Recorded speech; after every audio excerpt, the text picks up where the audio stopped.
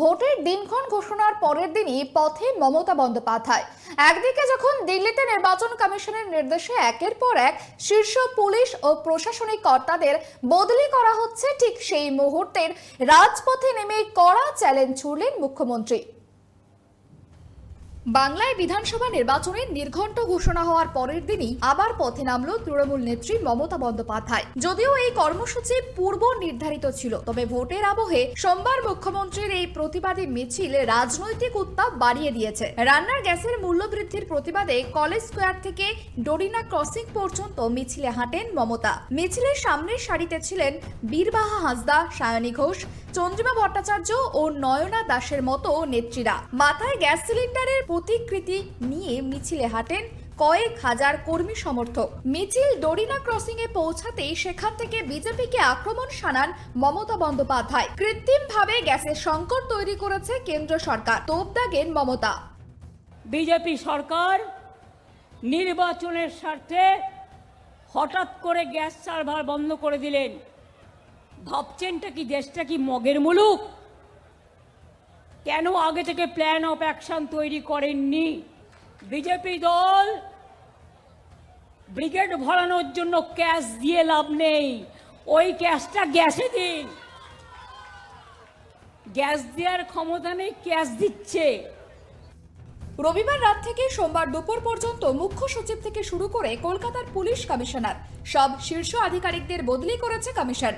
ডোরিনা crossing এর মঞ্চ থেকেই সরাসরি নির্বাচন কমিশন ও বিজেপিকে বিদলেন তৃণমূল সুপ্রিমো।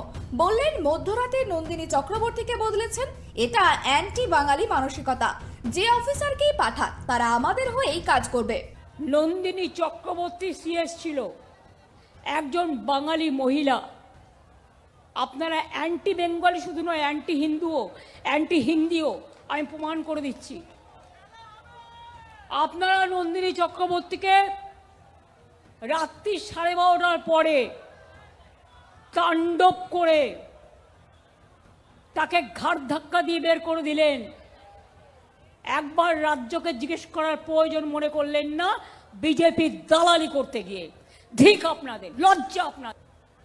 সুপ্রতিম কে ছিল কলকাতা পুলিশ কমিশনের? বাঙালি ছিল। বিনীত গোয়েল কে ছিল? নন বেঙ্গলি ছিল। তার মানে আপনারা শুধু বাংলা নয়, নন বেঙ্গলি অ্যাফিসিয়েন্ট অফিসারদেরও বাদ দিয়েছেন। আপনারা দেখেছেন বিজেপির কথায় কারা কাজ করবে, তাদের দেখে দেখে চয়েস করছেন। কিন্তু জেনে রাখুন, বিনাশকালে বুদ্ধিনাশ।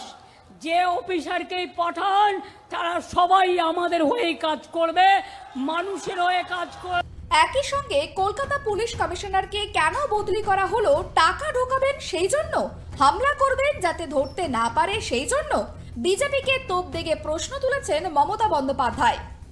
কেন চেঞ্জ করলেন সুপ্রতিমকে কলকাতা কমিশনার? টাকা ঢোকাবেন যাতে আপনাদের হাতে হাতে ধরতে না পারে সেই জন্য? হামলা করবেন যাতে হাতে নাতে ধরতে না পারে সেই জন্য? আমরাও সজাগ দৃষ্টিতে নজর রাখবো বাইরের কারা এসে কোন পাড়ায় এসে আস্তানা গড়ছে। সব চেঞ্জ করে দিন, তাতেও বাংলার গভর্নমেন্ট চেঞ্জ হবে না, এটা মাথায় রাখবেন। নির্বাচনের আগে কেন্দ্রীয় এজেন্সির সক্রিয়তা এবং প্রশাসনের রদবদলের মাঝে মমতা বন্দ্যোপাধ্যায়ের প্রতিবাদ মিছিল আদতে তৃণমূলের ঘর গোছানোর বড় বার্তা বলেই মনে করছে ওয়াকিবহাল মহল। ভোটের বঙ্গে রাজপথের দখল যে তৃণমূল ছাড়ছে না, সেটাই স্পষ্ট করে দিল শাসক দল। ক্যামেরায় স্বপন রায় ও বরুণ ভান্ডারের সঙ্গে দেবযানী সরকারের রিপোর্ট, KTV বাংলা।